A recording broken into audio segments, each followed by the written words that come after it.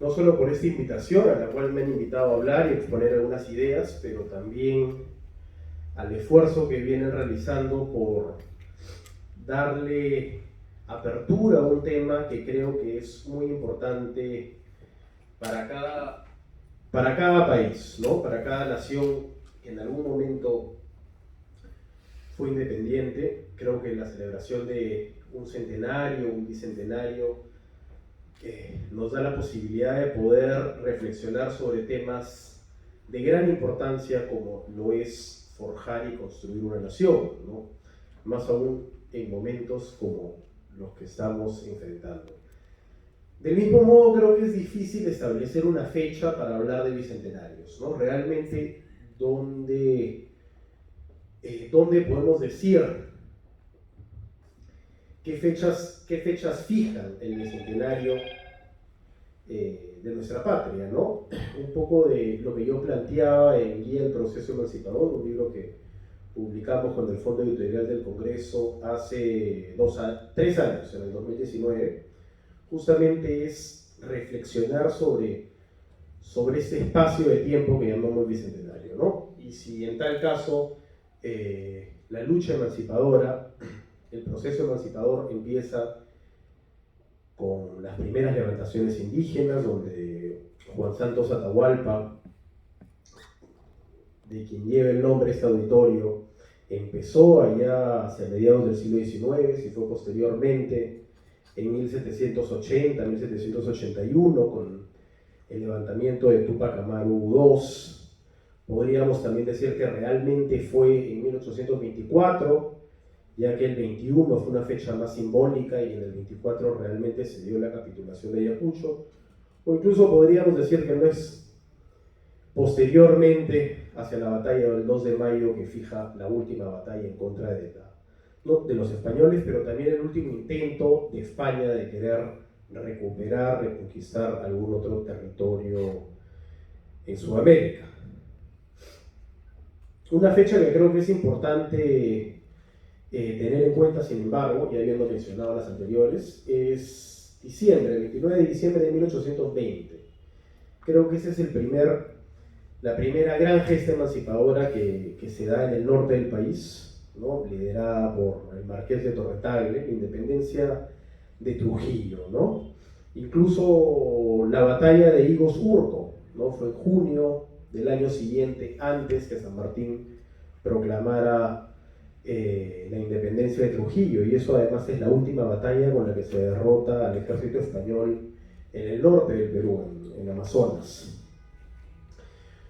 Bueno, creo que también es importante reflexionar no solamente en lo que simboliza el bicentenario, la independencia del Perú en cuanto a la forjación de nuestra nación el día de hoy, pero también los cambios que han acompañado el bicentenario, no solamente en el tema político, sino también en el económico y en el social, y para eso es indispensable reflexionar un poco sobre lo que era la sociedad del bicentenario. Por un lado tenemos al clero, ¿no? Sobre todo los partidarios de la monarquía constitucional, que tenían esta gran influencia de coerción nacional, la clase, los peninsulares, que representaban a los españoles en el Perú, y fundamentalmente la clase criolla, ¿no? Que tenían esta gran idea de crear una nación en la cual las relaciones sociales, a través de la clase criolla, que muchos eran comerciantes, artesanos, terratenientes, que buscaban hacer un nuevo contrato social con quienes trabajaban para ellos, en contra de la esclavitud, en contra del tributo indígena, y por su parte, así como Bolívar lo hizo en Venezuela, poniendo de lado a los llaneros con las élites criollas, ¿no? Los llaneros quienes además estaban dispuestos a dar la vida por la corona española, y unificarlos junto a los criollos y a los revolucionarios liberales en este nuevo concepto de nación gran colombina. De cierta manera también lo hizo la clase criolla en esta búsqueda de crear un nuevo contrato social. Y dentro de estos grandes personajes criollos, creo que también nuevamente pienso en el Marqués de Torretagle, ¿no? que incluso fue hasta Cádiz a participar en las Cortes de Cádiz con dinero de su propio bolsillo. El pueblo peruano no dejó de estar presente ni dejó de dar su opinión a lo largo de todo este proceso. Estaban quienes no querían estar ni con San Martín ni tampoco con Bolívar, ¿no? Habían quienes creían que debíamos seguir siendo parte de la corona española, habían quienes creían en una república y quienes estaban un poco más al medio, como San Martín, y querían una república constitucional. Claro ejemplo de esa división y preferencia por la corona española son las batallas de Junín y de Ayacucho. Por un lado, las tropas libertadoras estaban comprendidas de un 80% de soldados entre colombianos, venezolanos, chilenos, argentinos, un 20% de soldados peruanos, ¿no? Y por el otro lado, las tropas realistas, veías que la realidad era completamente contradictoria. Casi el 95% de las tropas eran soldados nacidos en el Perú y alrededor de un 5% de soldados españoles. Y lo mismo sucedía en esta dicotomía, ¿no? Habían quienes no querían a San Martín y quienes no querían a Bolívar, ¿no? San Martín, por un lado, representaba intentos de querer crear una monarquía constitucional, ¿no? Hubo mucho rechazo hacia esto, también mucho rechazo hacia Monteagudo, además de revertir las libertades de negros e indos, y el tipo de gobierno que se estaba haciendo, ¿no? Un gobierno aristocrático, plebeyo, la nueva orden del sol, nuevos arreglos con terratenientes y con el Estado.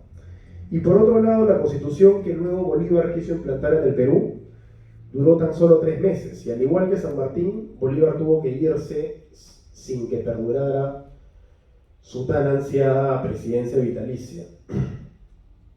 Unos años después, en la guerra de Jaén y Maynas, que hace Bolívar para quitarnos Jaén, Maynas, Cajamarca, que pertenecían a la capitanía de Quito, y Quito ya pertenecía a la Gran Colombia, pero esas zonas habían decidido pertenecer al Perú. Desde esa época ya existía ese problema fronterizo al cual todavía nos enfrentamos hasta hace unas décadas con el Ecuador.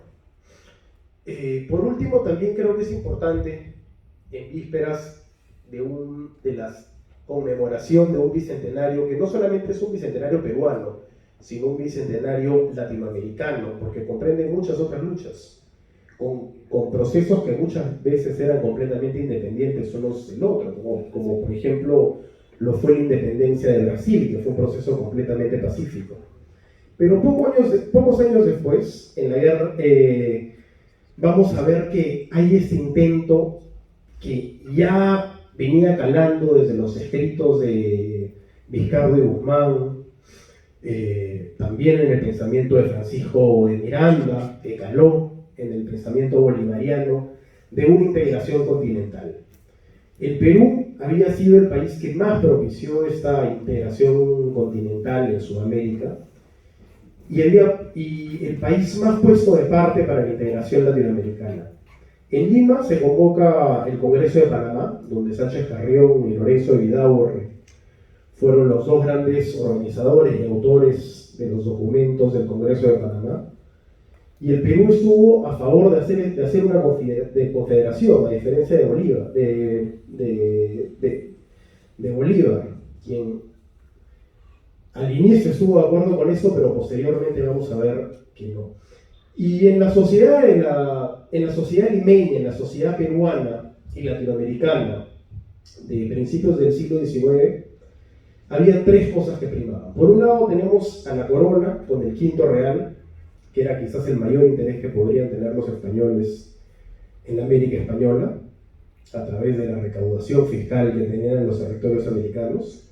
Por otro lado tenías a la iglesia, que estaba completamente sumergida en toda la vida pública, ¿no? Marcaban las horas, todas las celebraciones públicas, todas las celebraciones culturales, desde el inicio de la colonia, con la extirpación de idolatrías. Y por otro lado tenías el patriarcado, ¿no? Que creo que también es otra de las tres esferas importantes para poder entender un poco la vida del Perú a inicios de la independencia. Creo que también es importante reflexionar cómo la importancia que tuvieron otras fuerzas externas, políticas de gran importancia, como lo fueron las guerras napoleónicas. No solamente el pensamiento liberal, que caló mucho antes de Napoleón en algunos pensadores de América Latina, pero el impacto que tuvo Napoleón en América. Nuevamente pienso en Brasil, cuando el rey portugués tiene que viajar hacia Brasil en 1807, el rey João de Portugal, para que, escapando de las tropas francesas, y finalmente llega a Río de Janeiro, donde decide quedarse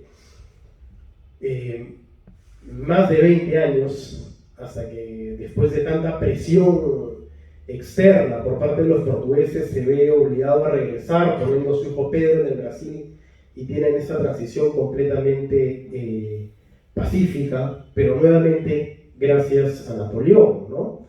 En el Perú también las Cortes de Cádiz se instauran gracias a Napoleón, que había invadido España, ¿no? Y los reyes españoles se vieron obligados a firmar una constitución liberal que otorgó mucho más derechos a los españoles americanos y también a las élites criollas. Y creo que es importante también reflexionar sobre todo esto, ya que tenemos algunos abogados y al doctor de Medina, que seguramente van a poder profundizar un poco más en temas económicos y políticos. Creo que también es importante reflexionar sobre todos estos cambios que se daban en el Perú y se dan en América en un contexto global, ¿no? Para 1800 el mundo tenía una población de 1.000 millones de humanos en el planeta. El día de hoy tenemos más de 7.000 millones. Pero para 1800 este era un cambio demográfico que nunca se había visto antes. Además, vivimos más del doble en promedio que las personas hace 200 años. En parte debido a mejoras en el tratamiento de las mujeres y el parto, pero también gracias a cosas como los antibióticos, la segunda revolución agrícola, que comenzó en los años 50, conocida como la Revolución Verde, que con el incremento de usos de fertilizantes químicos hemos podido lograr cosechas mucho mejores que en ningún momento anterior a los últimos 70 años.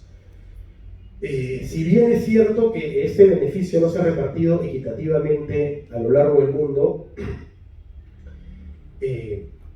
dentro de todo podemos decir que la gran mayoría de personas viven muchísimo mejor de lo que viven el día de hoy. Y creo que también nos hace reflexionar sobre la importancia de estudiar la historia para poder entender estos cambios de tal forma que podamos recordar qué hemos ganado desde el Bicentenario y qué hemos perdido hasta llegar al presente. Hemos visto cómo la independencia económica mundial nos ha llevado en promedio a una vida mucho más larga, mucho más saludable, mucho más próspera para todos los seres humanos, y nos han dado un sorprendente cambio en la población humana en general. Otro cambio que creo que es muy importante, sobre todo si pensamos en cómo vivían nuestros antepasados en el Perú hace 200 años y cómo vivimos el día de hoy, también recae en el cambio en la psicología social, ¿no? Muchos historiadores contemporáneos sostienen que todos estos cambios traídos al día de hoy a través de la globalización nos han llevado también a una celebración del individualismo, sobre todo a raíz de los fracasos de las utopías colectivistas marxistas. La generación que vivió la Gran Depresión y la Segunda Guerra Mundial vio respuestas colectivistas a gran escala como respuestas a ambas crisis, y a su vez eran respuestas que la libertad limitada, de libertad limitada. Pero desde la década de 1960 aproximadamente, la idea ascendente de la libertad personal mínimamente limitada por el gobierno se ha vuelto muy poderosa. Incluso la Iglesia Católica era parte de esta nueva búsqueda de la libertad individual como sucedió con el Concilio Vaticano II. Y la revolución industrial nos dio este círculo virtuoso de mayor eficiencia para producir más cosas a menores precios, que a su vez les hizo más fácil a las personas poder comprar, aumentar la demanda y aumentar la eficiencia productiva. Pero desde la perspectiva del planeta, este ciclo constantemente toma más recursos, más tierra cultivada, más emisiones de carbono, más extracción de recursos, y definitivamente eso no puede durar para siempre, pero nuestros modelos actuales de crecimiento económico no permiten ninguna otra forma de progreso, ¿no? Sin embargo, a pesar que nuestra salud, como había mencionado anteriormente, a diferencia de cómo vivíamos hace 200 años, se ha vuelto sustancialmente más robusta, gran parte del mundo, como hemos visto en los últimos años, sigue siendo devastado por diferentes tipos de epidemias globales, ¿no? Como el COVID, la gripe aviar durante la Primera Guerra Mundial,